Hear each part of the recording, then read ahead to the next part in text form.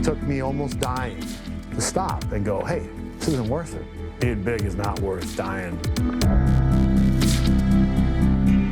You're taking drugs, you're trying to get bigger and bigger and bigger, and you're getting sicker and sicker and sicker. That's bigorexia.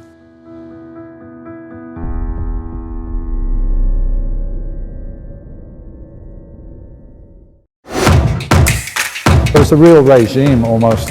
Oh, hell no. They're talking about me. All I needed was one ball. The science of training. And I know you don't think it's a sport.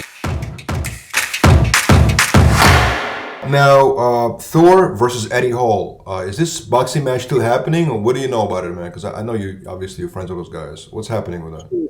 Yeah, as far as I know, it's still going down. I think September of next year, 2021. So, yeah. Other than that, I mean, I believe it's still on. I mean, I see them both kind of training and trying to prep for it.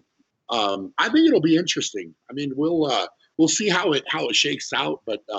Obviously, boxing is a heck of a lot different than strongman and trying to lift as much weight as you can. So, who knows? I mean, it's going to take a little bit different training approach and a little bit different mental approach. But yeah, I think.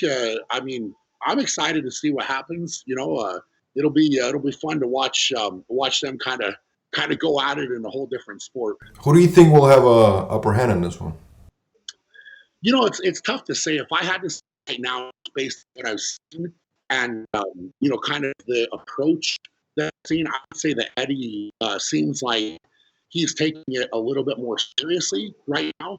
That's just what I've seen.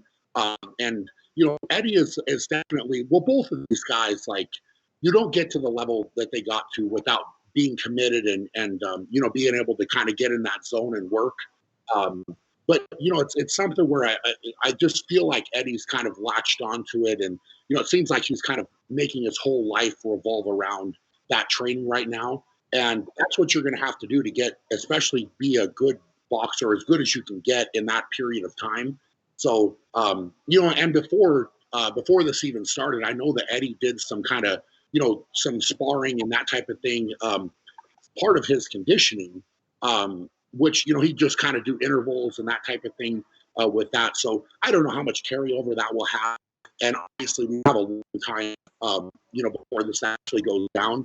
So there's a lot that can happen. But I mean, if I had to say right now, and I've already said that publicly, that I feel like Eddie's kind of right now at this moment, I feel like he's looking better as a boxer. What advice do you give to the athletes that want to get into the strongman business and strongman, obviously, competitions? To the young competitors, what's number one advice you want to give them?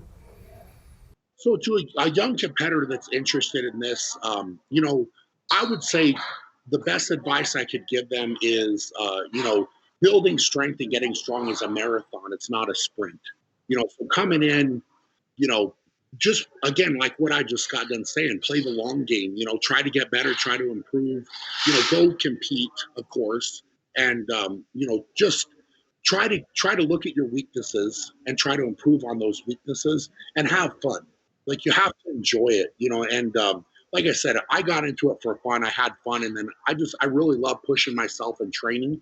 So that's what I would say is make sure you're enjoying what you're doing. Set your goals, work for those goals, and then come back after a contest, be real with yourself and try to get better. And it's a very rewarding path, I think, to go down because, with strength and strongman, you can always put more weight on the bar. You can always lift a little bit heavier, implement or whatever it is.